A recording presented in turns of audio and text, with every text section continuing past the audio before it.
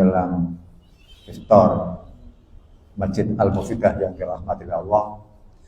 Mari kita bersama-sama tidak henti-hentinya untuk senantiasa ucap syukur kehadirat Allah Subhanahu wa taala. Karena sampai dengan sore hari ini kita masih diberi kesempatan Allah untuk bertemu muka, bermuajah di masjid yang insya Allah penuh dengan barokah dari Allah Subhanahu wa taala. Mudah-mudahan pertemuan kita pada sore hari ini mendatangkan keberkahan untuk kita semua. Mudah-mudahan apa yang kita kaji pada sore hari ini mendatangkan hidayah untuk kita semua. Sholawat dan salam mudah-mudahan tetap terlimpah pada junjungan Nabi besar Muhammad SAW yang telah membimbing umat manusia dari zaman gelap ke zaman yang terang.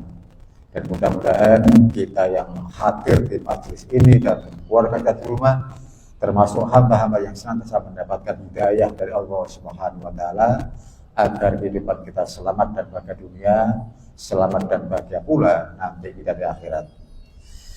Bapak sekalian, di dalam kesempatan yang sangat berbahagia ini pula kita hanya berharap kepada Allah mudah-mudahan dalam Ramadan yang penuh dengan maghfirah ini seluruh dosa dan kekhilafan kita, seluruh dosa dan kekhilafan kedua orang tua kita, baik yang masih hidup maupun yang sudah meninggal, semuanya di bulan yang penuh dengan ampunan ini, dosa-dosa dan kekhilafan itu diampuni oleh Allah Subhanahu wa taala. Amin ya rabbal alamin. Bapak sekalian, sejenak kita merenungi tentang kehidupan manusia.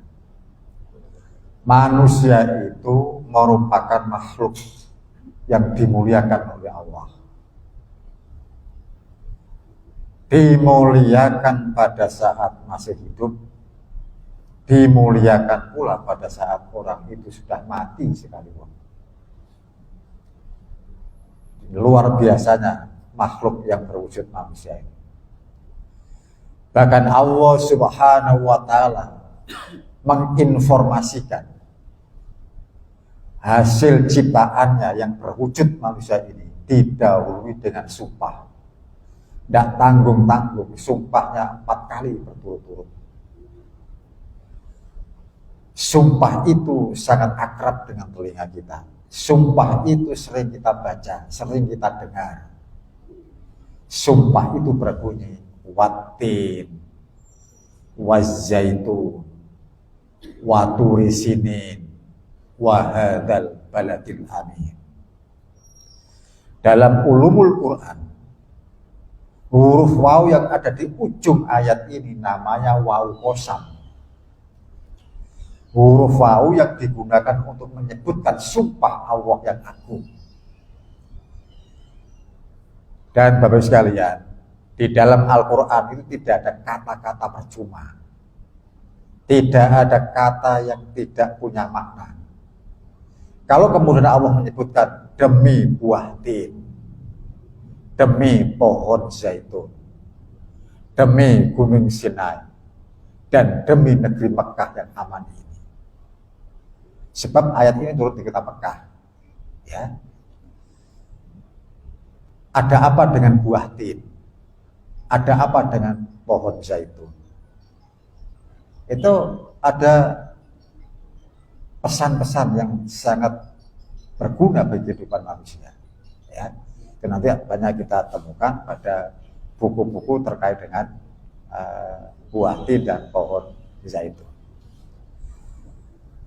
Berikutnya harus sekalian, Allah menyebutkan hasil ciptaannya yang berwujud manusia, dan itu pun didahului dengan huruf takkid.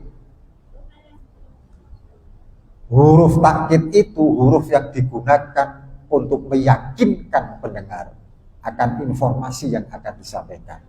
Laqad khalaqnal insana fi ahsani taqwim. Dan sungguh kami ciptakan manusia itu dengan sebaik-baik bentuk ciptaan.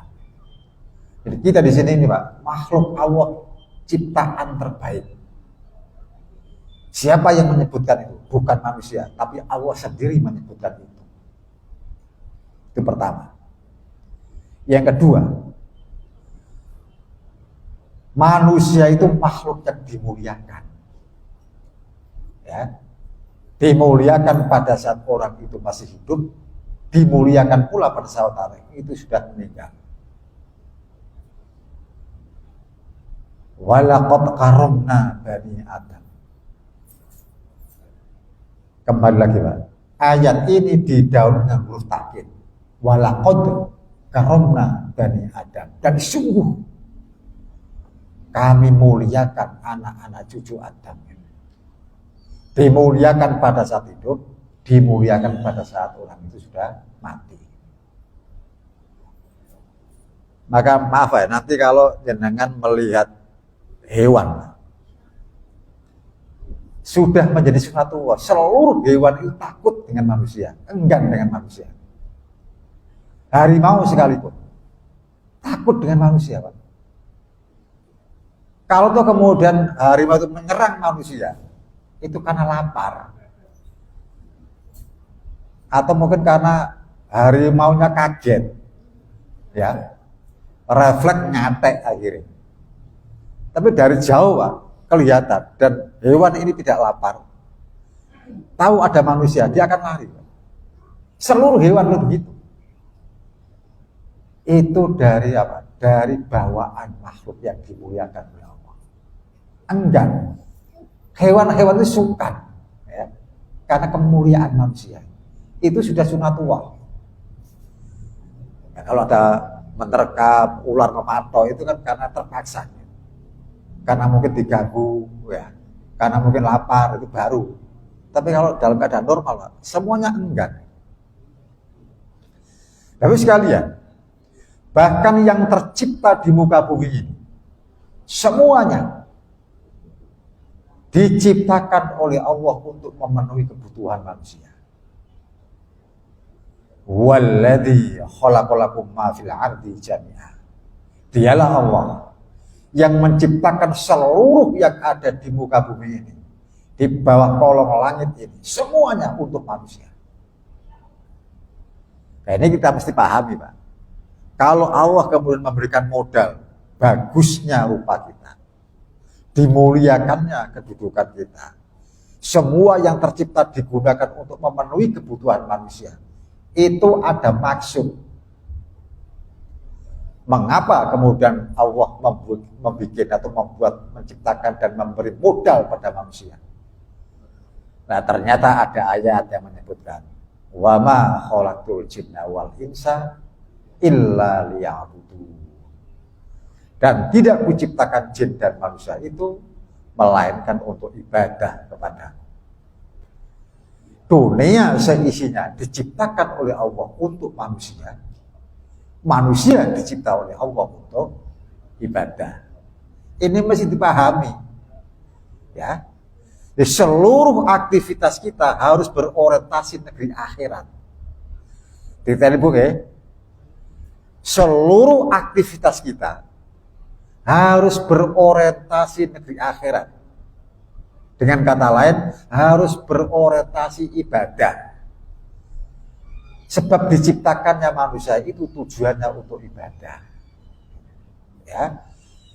Nah, nanti ibadah itu ada dua.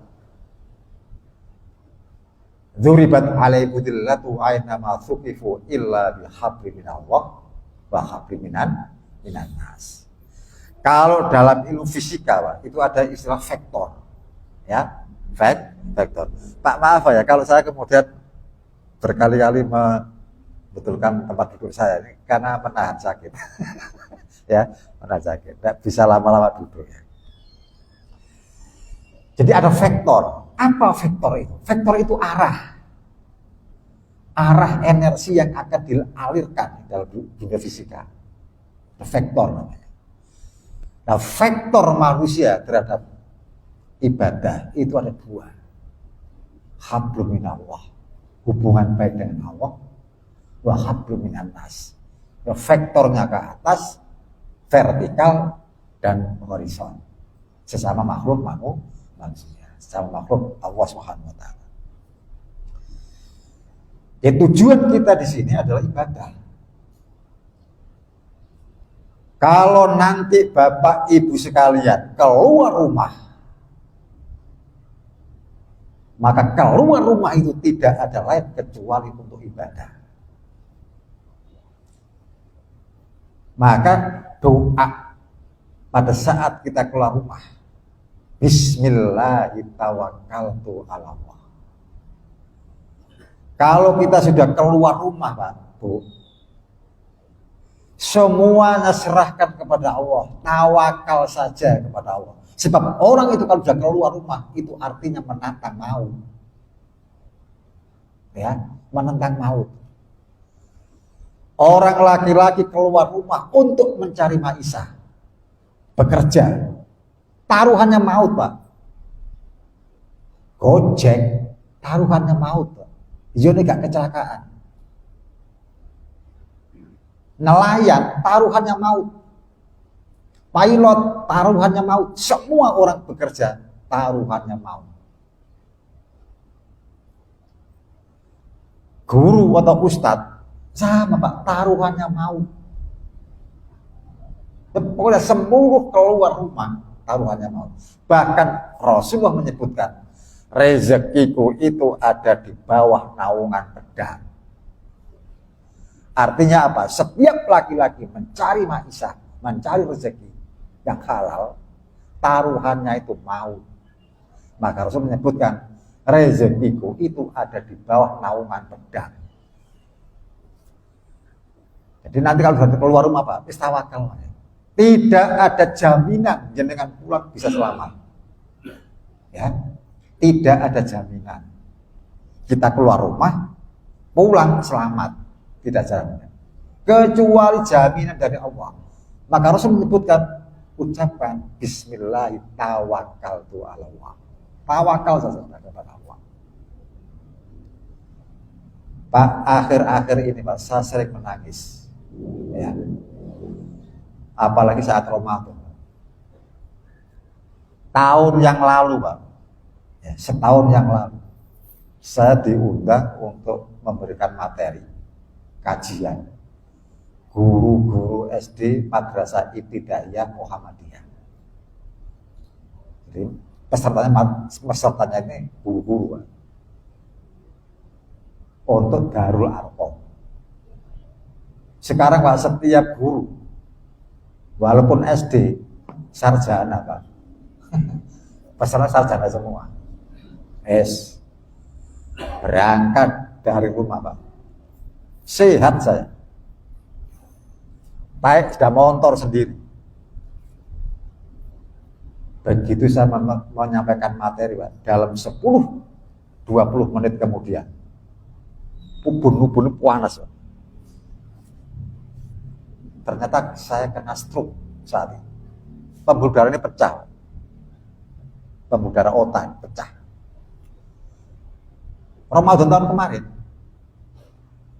otak saya ini, Pak, dioperasi 3 kali. Nggak main-main, ini utek loh ini. Dioperasi 3 kali. Sampai subhanallah, maaf ya, ini sedikit curhat. Tapi ini kembali pada tawakal tu Allah tadi. Ya. Berangkat sehat, di tengah-tengah menyampaikan materi kajian, saya kena stroke. Ya. Sampai makan dan minum itu sudah melalui hidung. Taruh di ICU, makan minum melalui hidung.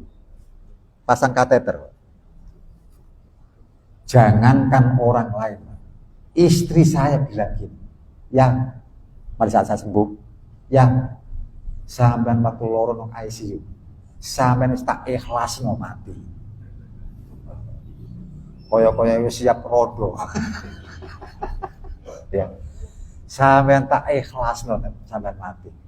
Aku kurang mentolo ya. Nonton sampean terkapar dengan makan minum lewat hidung, pasang kateter di ICU. Tidak boleh orang menjenguk masuk, hanya lihat jendela, ngintip dari jendela. Tetangga rumah, Pak, menganggap saya bisa mati, Pak.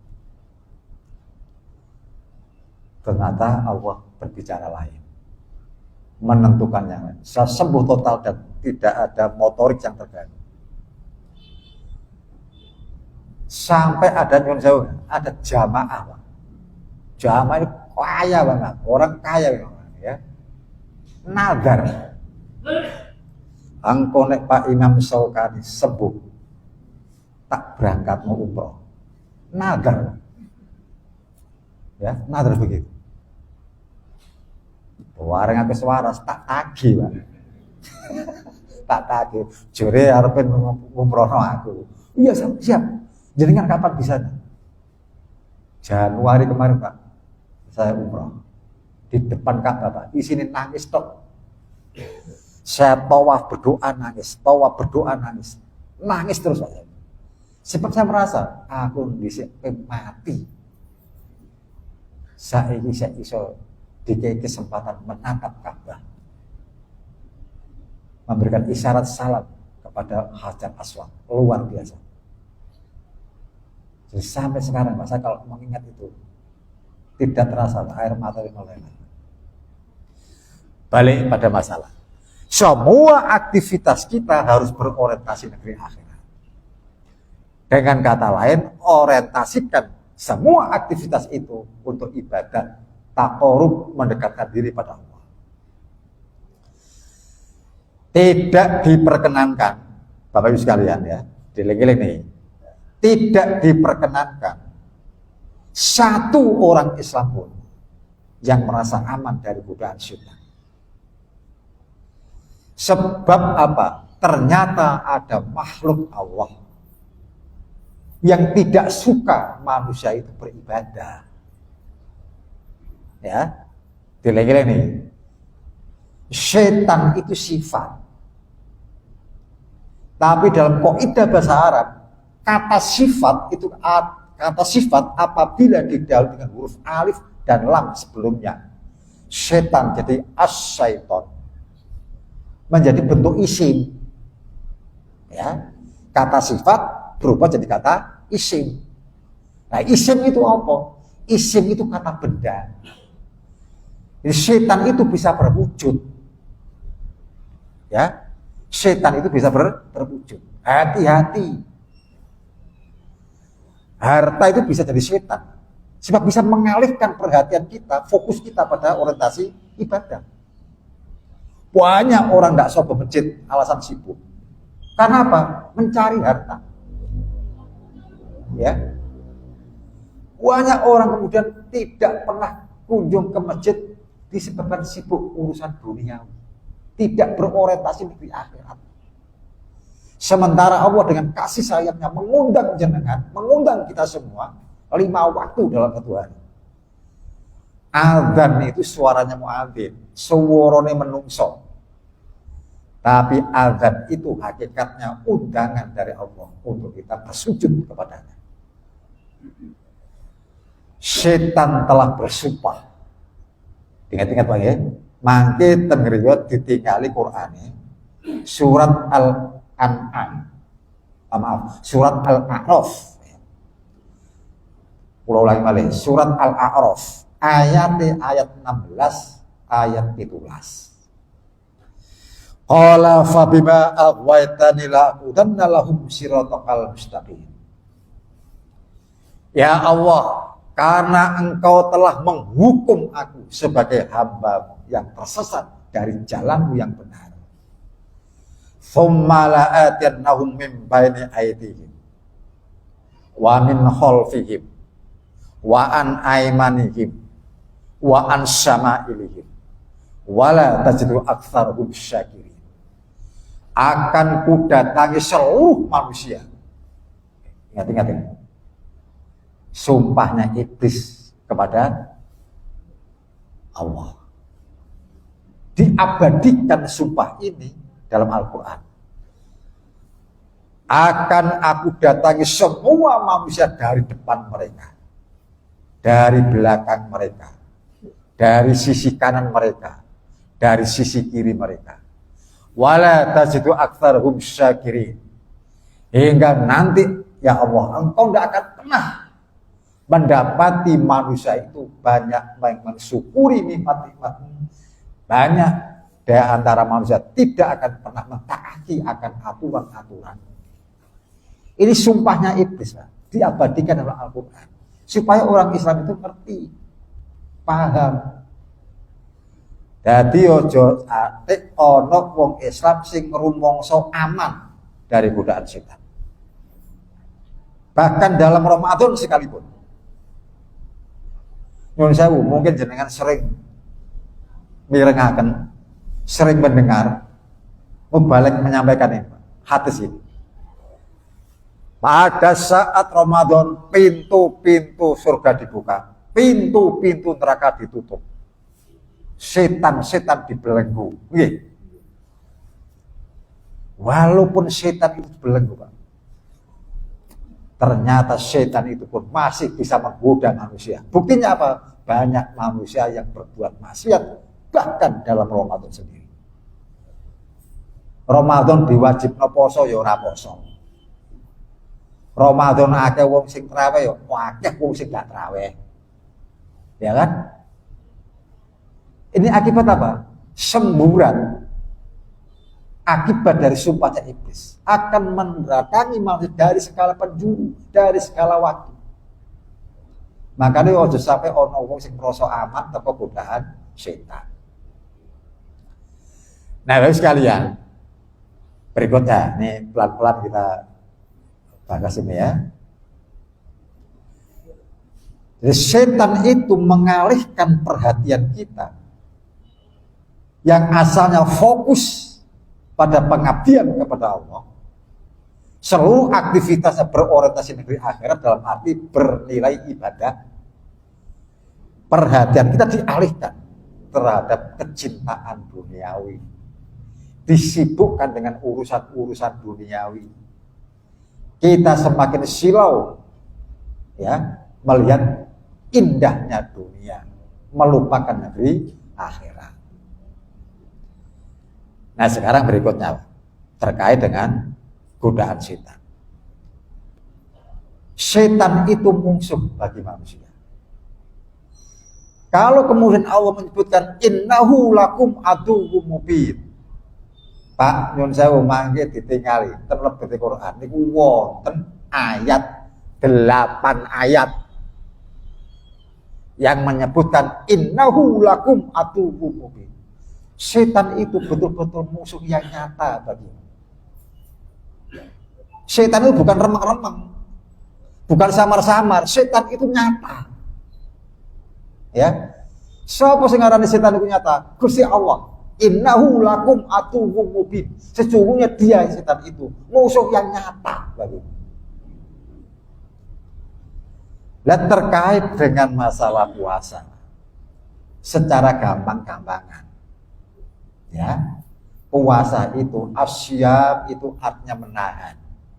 Apa yang ditahan?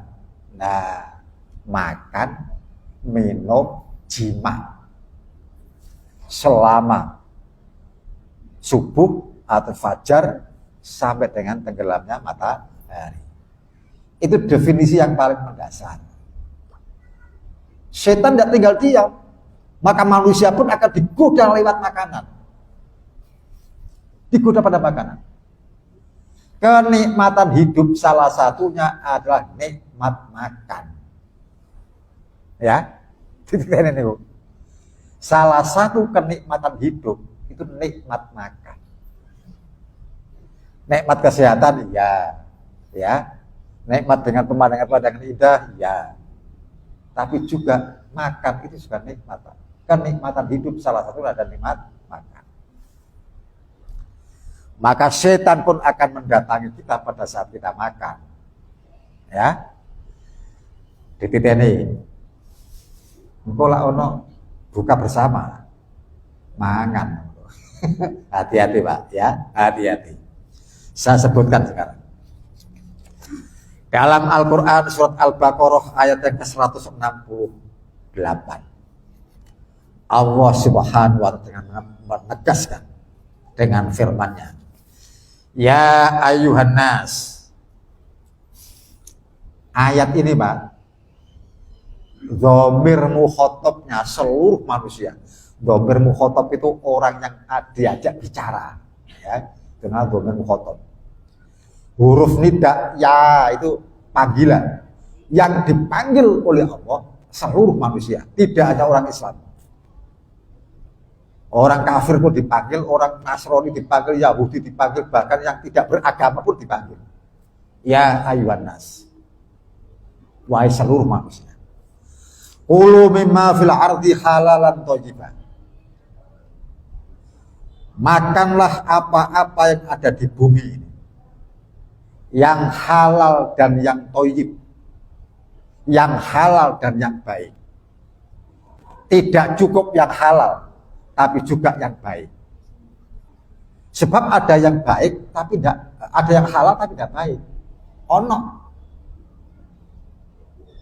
halal, tapi tidak baik, itu ada. Ati rempelo jeroan, itu enak. Tapi nek kanggo wong sing kene kolesterol tinggi, iku kudu rapi.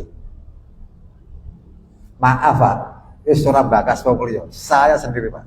Subhanallah, oleh dokter ada 16 jenis makanan yang enggak boleh dikonsumsi. Coba. 16 jenis makanan. Seluruh yang bersantan enggak boleh. Coba. Potongan lodeh ora itu. Ya. Subhanallah, sampai terong enggak boleh. Padahal saya suka pecel terong. Enggak boleh. Seluruh sayur yang berwarna hijau enggak boleh. Coba. Terus apa? Mangan apa? Kacang-kacangan enggak boleh. Ya. Jadi daging itu enggak boleh. Subhanallah. Saya Pak, maaf. Ini saya metu. Kemana-mana Pak, saya bawa obat. Kemana-mana saya bawa obat. Saya tidur Pak, ditensi dulu sama istri. Bangun tidur ditensi lagi. Pasang selang di otak sampai ke sini. Permanen Pak. Coba. Jadi setiap saya makan hati-hati betul, hati-hati betul. Tapi untuk, ini maaf ya, maaf. Saya ini kadang-kadang masih terikat dengan apa yang diucapkan oleh ayah saya. Nyuwun sewu ya, ayah saya dulu juga kiai, ya, walaupun kiai desa. Setiap ayah saya ceramah, saya diajak. Nah, diajak. Biasa nang desa mari ceramah ono mangane, ya kan? Suatu saat saya itu enggak mau makan. Sebab panganannya saya ora enak. Enggak makan. Tapi saya tetap makan. Saya di rumah dimarah-marahi. Menimane aja ngono. Panitia pengajian iku nganak-nganak nih, ngenak-ngenak menghormati tamu. Dikai panganan, enak gak enak pangan. Nah, itu. Ya, walaupun sedikit makan. Penghormatan bagi mereka yang menyambut kita. Sebab orang yang kedatangan tamu, wah luar biasa. Mangkana yu'minu billahi wal yawmil akhir fal yukrim dhaifah. Sapa wong sing iman marang Allah, iman marang hari akhir, mongko dheweke kudu menghormati tamu. Dihormati tapi kasih makanan. Ora tak pangan, sebab ora enak. Enggak selera saya. Di rumah dimarah-marahi. Nah, adanya 16 jenis makanan yang enggak boleh. Kemudian saya disodori makan yang tidak boleh. Tetap tak makan, Pak. Karena ingat pesan saya tadi, ayah saya tadi. Dan saya punya anggapan, nek dokter ngarani ora itu maksudnya ojo akeh-akeh. Ngono tok ae, supaya mentalnya kuat. Ya. Dokter ngelarang ojo mangan kacang, ojo mangan terong. Iku hakikate ojo akeh-akeh ngono ae. Ya. Oh, seperti sekarang banyak orang suka durian. Saya tidak boleh Pak makan durian. Kenikmatan hidup salah satu kenikmatan makan. Dan ingat Pak, ayat ini dilanjutkan. Wala tattabi'u khutuwatis syaitan. Innahu lakum aduwwum mubin. Perintah makan yang halal dan yang baik dikaitkan dengan wala tattabi'u khutuwatis syaitan. Innahu lakum aduwwum mubin. Dan janganlah kamu itu menuruti langkah-langkah setan. Coba, berarti ada hubungan antara makanan dengan cara setan menggoda manusia. Hati-hati ya, hati-hati. Tapi sekalian, kula ulangi malih. Wala tattabi'u khutuwatis syaiton innahu lakum aduwwum mubin. Terucap atau terfirmankan 8 kali dalam Al-Qur'an. Dengan cek. Kula pun ngaji masalah ini. 8 ayat diakhiri dengan wala tattabi'u khutuwatis syaiton innahu lakum aduwwum mubin. Ya. Contoh malih, Yasin dengan sering-sering kita dengar Yasin. Alam ahad ilaikum ya bani Adam. Ya kan? Jadi diingatkan oleh Allah. Jangan menyembah selain aku. Ya. Jangan menyembah setan. Innahu lakum aduwwum mubin. Diakhiri dengan ayat itu. Dengan kalimat seperti itu. Tapi sekalian, jadi kalau begitu jangan sekali-kali kita membudayakan kebiasaan-kebiasaan setan. Pak, setan itu ada di mana-mana. Di masjid pun ada setan. Ya. Pak, sing temen mak sebut dunut ini. Ini si temen nih. Coba nanti jenengan waktu sholat berjamaah. Apa yang diucapkan oleh imam sebelum takbiratul ihram? Luruskan shaf, rapatkan barisan. Sawu sufufaku. Itu Pak bermacam-macam dalil tentang itu. Ujung-ujungnya apa? Apa kok dikon rapat dikon lurus? Sebab kalau shaf itu renggang, disitulah lalu lalangnya setan untuk menggoda manusia. Setan itu ono loro, setan jenis menungso, setan jenis jin. Ya. Nah, ini mesti dipahami. Terkait dengan makan sekarang. Setan itu terkutuk. Ingat-ingat ya. Setan itu terkutuk. Maka perbuatan-perbuatan setan itu perbuatan terkutuk. Kita sering berucap a'udzubillahi minasyaitonir rajim. Aku berlindung kepadamu ya Allah dari godaan setan yang terkutuk. Semua aktivitas setan itu terkutuk. Terkait dengan makanan, Rasulullah menyebutkan la ya'kulu bisimal. La ya'kulu bisimal. Inna syaitan ya'kulu bisimal. Ojo mangan nganggo tangan kiwa. Sebab setan itu nek mangan nganggo tangan kiwa. Jadi makan dengan tangan kiri itu budaya setan. Budaya terkutuk. Ya. Wes saya ini dengan dalih modern. Ya Allah, Pak, kita analisis ya, supaya nanti kita tidak salah anggap. Nek biyen Pak, nyun sewu, kula niki tiyang desa Pak. Nek wong ana wong kemantenan, padha diundang tangga-tanggane. Apa? Kondangan. Kondangan. Kabeh padha lungguh sila ngarepe kono berkate dhewe-dhewe. Iku biyen. Saya kira ono ngono. Dipoles dengan indah. Kondangan diganti dengan bahasa Inggris. Kondangan Pak standing partai. Wah, berbahasa Inggris. Standing partai, mangan karo ngadeg. Melaku-melaku karo ngadeg. Coba. Nah ya. Saya bacakan dalilnya Pak. Coba ya. Suatu saat Rasulullah SAW melihat orang itu makan dan minum sambil berdiri. Ini dalam hadis Sunan Ad-Darimi, hadis nomor 2035 dengan derajat hadis yang sahih. Apa Rasul bilang? It.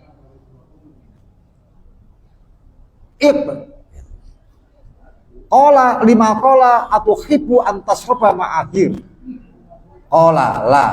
Ola fakut syariba ma'akas saru minhu as-syaitan. Itu bahasa Arab artinya muntahkan.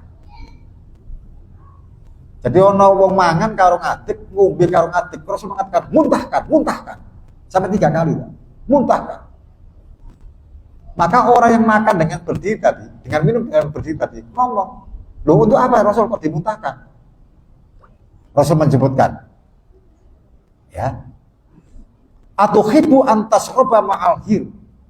Apakah kamu senang makan 1 piring, minum 1 gelas dengan hir? Hir itu kucing. Mangan nanggone piring, ya, pojok atau sebelah kanan kita, sebelah kiri kucing. Mangan bareng kucing. Ngombe 1 gelas karo kucing, gelem sampean. Maka orang mengatakan la. Tentu saja tidak mau Rasul. Faqad syariba ma'aka saruminhu as-syaitan. Sesungguhnya tadi kamu makan dengan berdiri, minum sambil berdiri, ketahuilah kamu bukan lagi makan minum bersama kucing, tapi kamu tadi makan dan minum bersamaan dengan makan minumnya setan. Mangan karo ngadeg budaya terkutuk, sebab itu budaya setan. Hati-hati, Pak. Tapi ini saya ini, Pak, standing partai menjadi tren. Nek gak ngono desa, nek gak ngono ketinggalan zaman. Seakan-akan itu. Maaf, ada lagi. Nyun sewu nggih.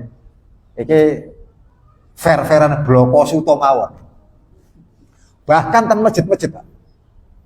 Nyun sewu.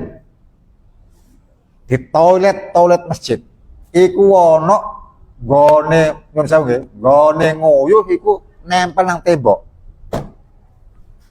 Wastafelnya nempel tembok.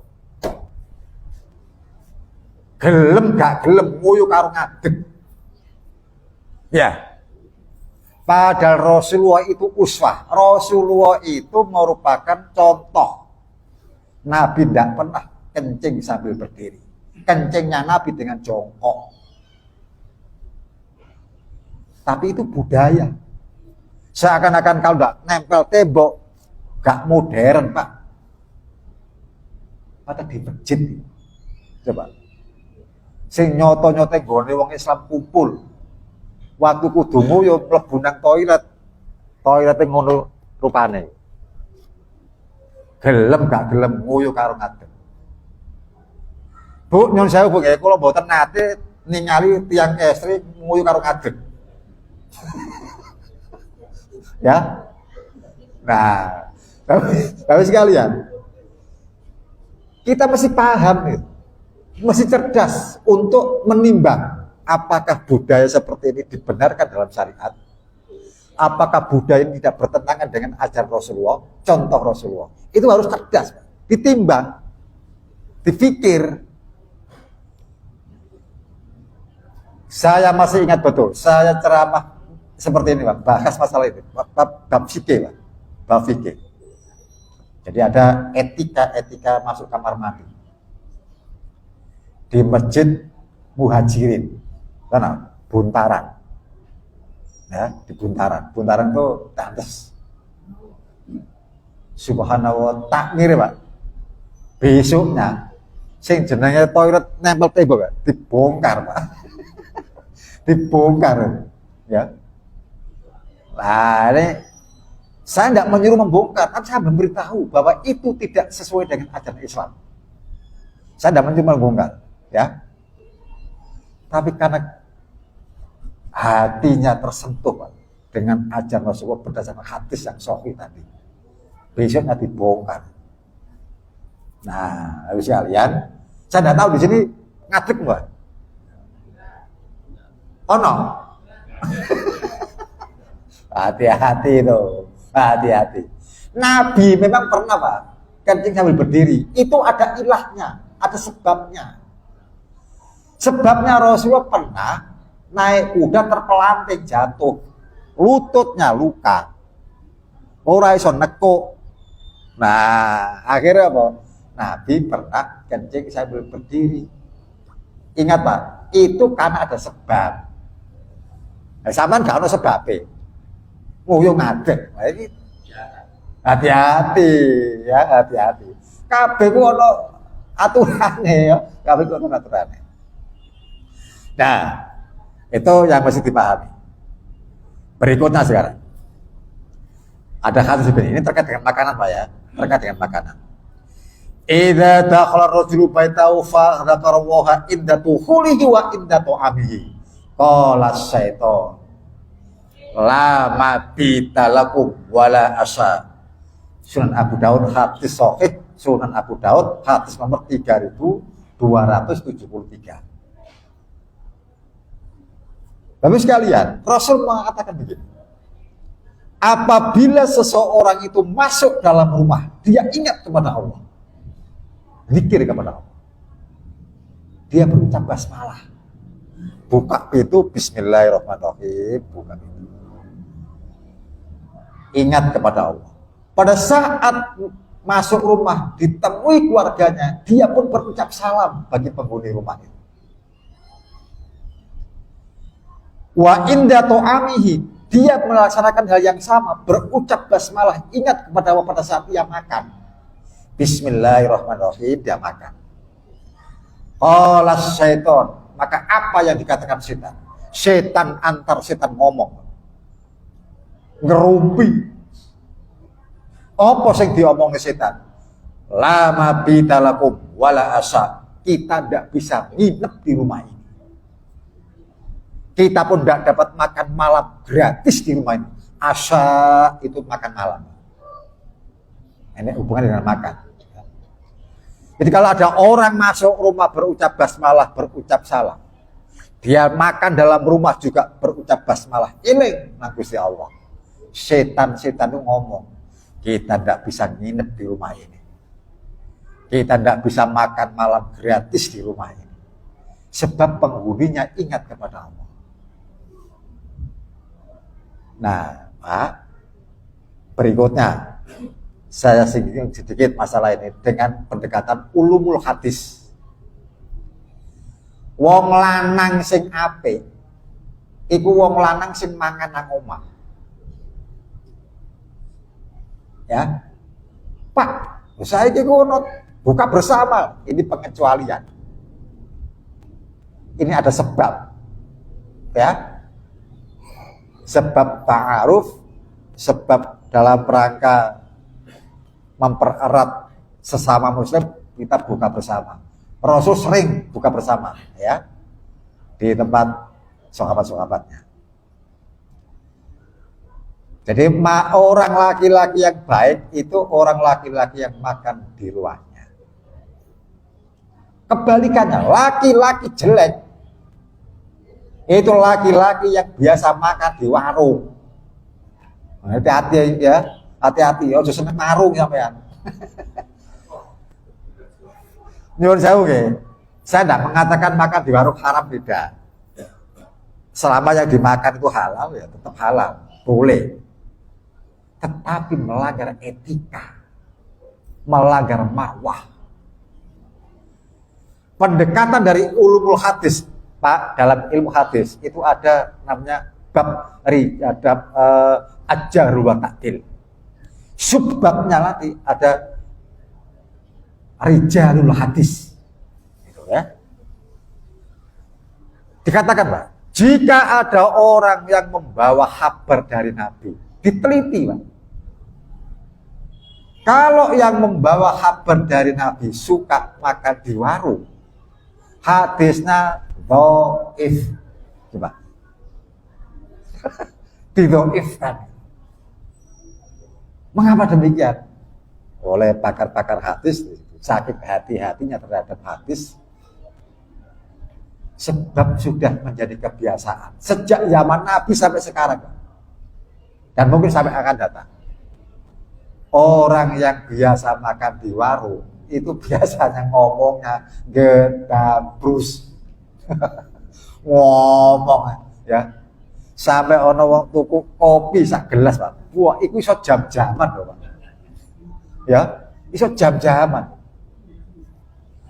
Saya tidak mengatakan buka warung itu haram, enggak, Pak. Ya enggak. Kita bicara etika. Ya, bisa ada etika. Maka bagi kita Pak, Yun Sewu, silakan jenengan kalau istrinya tidak masak, istrinya sakit, istrinya pergi, silakan jenengan beli di warung. Dibeli di warung, digomole Pak. Dipangan di rumah. Oh, cuma nggone warung. Itu etika. Ya. Nah, makanya bisa hati-hati. Ya, bisa hati-hati. Nah, sekarang itu Pak, subhanallah, warung-warung ramai sekali.